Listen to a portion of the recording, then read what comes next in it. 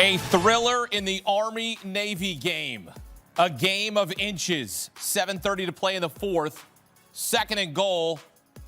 And Navy fumbles at the goal line, but Eli Heidenreich recovers. Blake Horvath trying to score. Now fourth and goal. Horvath to Heidenreich and let him finish what he started. Recovered the fumble and scores the touchdown in the end zone to take a 1-point lead. Horvath and Heidenreich playing in their final Army-Navy game. And then to seal the game, Alex Tezca on fourth down to seal it for the midshipmen. And they win it 17-16. Brian Newberry's like, we got it. Back-to-back Commander-in-Chief trophy wins for the midshipmen as they win the 126th edition of the Army-Navy game. This Army-Navy postgame report is presented by Belfour Property Restoration. Welcome in former Louisiana running back Emory Hunt. This game always delivers. Emory, just your reaction to the drama that played out here at the end of this one.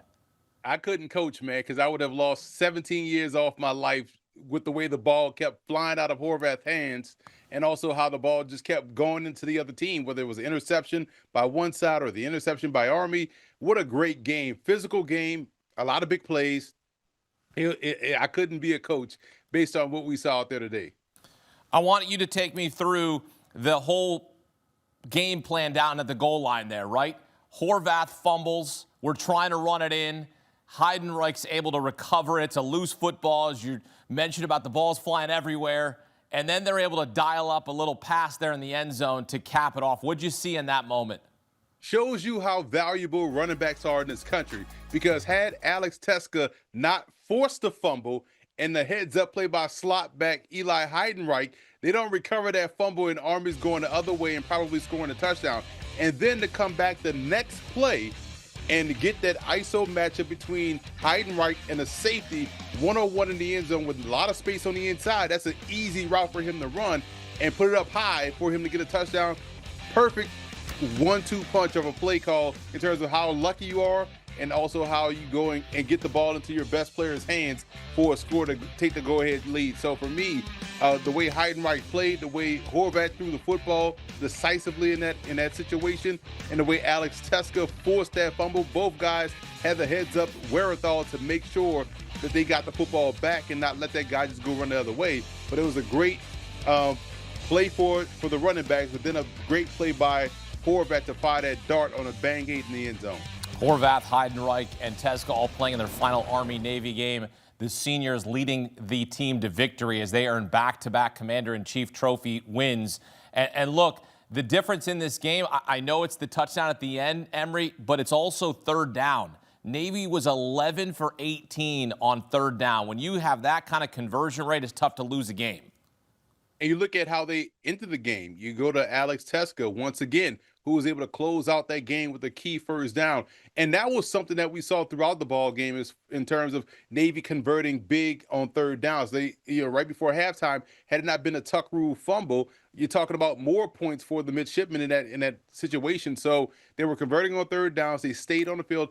I personally didn't like how they came out and ran the football before you start to see Horvath get a chance to throw the football. That was an element of the game that you had in your bag, in your disposal, to your advantage. And you got outpassed by Army and Helms throwing the football, and that was surprising. But when Navy started to lock in and allow Horvath to make some plays, you saw Heidenreich make a great catch where the ball nearly got intercepted. He made a great catch down the middle of the field. So once he started to let him get into that balanced groove, that's when we started to see the Navy offense that we saw all season long. Well, we talk about how great Blake Horvath was and is and has been in this rivalry game and what he's meant to Navy. And look, we know that the numbers he's put up is incredible. Made some mistakes in this game, but you saw the toughness in the guy. I mean, his hand is bleeding. He's out there this is the toughness of games like that.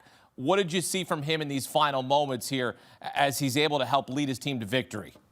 He didn't panic, man. He wasn't having the best day. He threw an interception. He fumbled the football on the goal line, trying to sneak it in for a touchdown. And he nearly fumbled the football away, fumbled the game away in that situation on the final offensive possession, but he stayed locked in. And when you have a guy that's that mentally tough, able to lock in even though he's not playing the best game and still find a way to make key plays to win you the game. That's when you know you got a quarterback that you can depend on. That's when you know you have a great leader. And that's how you know you have a guy that's in that pantheon of great Navy quarterbacks that we talked about all throughout the week. He's the first FBS quarterback since Lamar Jackson with 1,000 rushing yards and 15 rushing touchdowns in multiple seasons. And he completes it in Lamar Jackson's home there at M&T Bank Stadium, which is pretty appropriate as Blake Horvath helping Navy win their second straight Army-Navy game. All right, time now for the Belfour Player of the Game presented by Belfour Property Restoration. Look, Emory, a lot of players stood out. A lot of players made an impact in this game for Navy. Who stood out to you the most? Eli Heidenreich, the slot back. I mean, his fumble recovery was huge. And then the subsequent touchdown reception in the end zone gave them the go-ahead score to win the game. If he doesn't recover that fumble, Army gets the ball. Army has a ton of momentum. Army was starting to wear down a little bit that Navy defensive front seven. You saw Hellam starting to do a good job in completing some passes and playing above the X's and O's. So Heidenreich, to me, made the play to save the game and then the play to win the game. I can't go anywhere else but him for play of the game. He caught 6 of their 7 passes in this game. So he was the main target, and he is the target of the Player of the Game presented by Belfour Property Restoration. Emory Hunt here with us on CBS Sports HQ. Emory, thank you. Eli Heidenreich playing in his final Army-Navy game. 877 yards in a season, most in Navy history.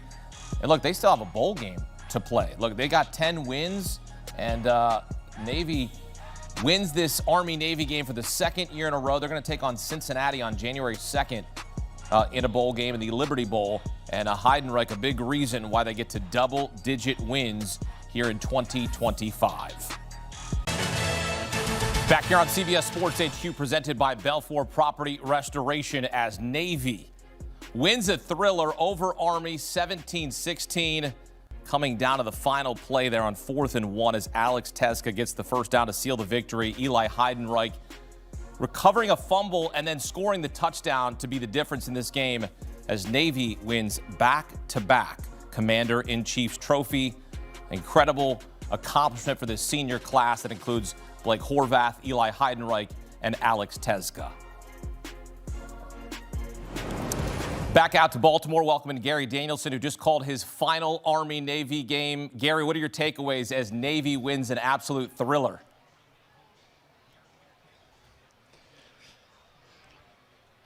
It's a thriller, but I wouldn't expect anything less. I mean, we've done a lot of them and started out being a little lopsided when I started doing this series in 2009. Navy got it up to a 14-game winning streak, but since the turn, since Army beat them in 2016, almost every game has been just like that. More of the same. The difference in this game, third down, and also what Eli Heidenreich recovering a fumble and then a couple plays later scoring the touchdown. An incredible effort from him. You saw multiple guys make an impact in this game, but Eli Heidenreich was excellent. He caught 6 of their 7 passes, Gary. Yeah, he's just a tough matchup. I mean, he's a tough matchup for Notre Dame or anybody he plays against.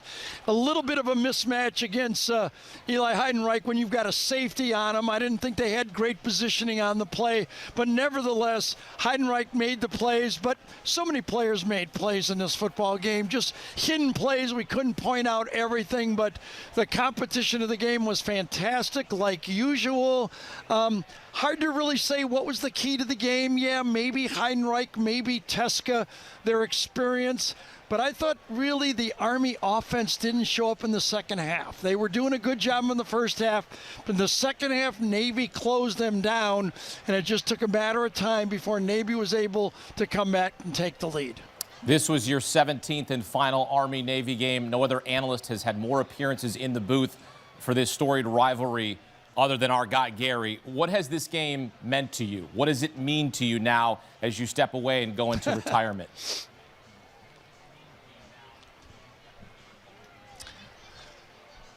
I don't know. It's just opportunity. It's gratitude. It's looking around at people that I respect, even the people that watch the game, how much the game means to them, a bit of nervousness when you're doing the game. You want to make sure you do justice that everybody plays in the game. But I guess the overall part of it, being able to last as long as I had in the business, I had great people around me. Vern when I came to CBS, now my old partner back at ABC and Nestler coming with me here for the last, 9 years, Ness, or 10 years, It's been great. But also the people in the background. As much as I care about it, and the many games that I've done, almost all of our CBS crew, the cameraman that showed up here for the March On, our producer Craig Silver, our director Steve Milton, they've actually done more games than I have. So everybody that on our crew cherishes and takes seriously how much this game means to everyone who watches it, but also how much it means to CBS that we do a good job at it. We work very hard on it, and I'm just glad to be part of the team. I don't know, don't want to say and be false modesty that I just rode along, but it really was good to have these great people around me. I know you have one more game before you retire. Your final call is the Tony the Tiger Sun Bowl on December 31st, capping a legendary 36-year career. But I wanted to take a moment now to say thank you from myself, because I won't be doing postgame that day. And you and I have done college football postgame hits every Saturday for the last 7 years here on HQ. You've always been so gracious with me. I've enjoyed talking ball with you. I just want to tell you how much I respect you professionally and just what you have meant to college football. So, Gary, thank you so much for your work, your friendship. You've spoken to me like a friend just talking football, and I really, really appreciate just how incredible you've been to work with. Yeah, Hakeem, thank you. That means the world to me. I love working with everybody. I understand there's no small jobs in this business. We're all equals, and we all try to do the best at whatever we're presented. And thanks for being prepared, having good questions, having pointed questions, and make me think every time. I've loved every part of it. Congratulations to everybody over at CBS HQ. Gary Danielson, one of the best in the business. One more final call for him. Gary, thank you as always, and I appreciate you, and I look to see you down the road someplace. Perhaps we'll be celebrating on a beach somewhere in Florida. Sounds good. Thanks. Gary Danielson here on CBS Sports HQ.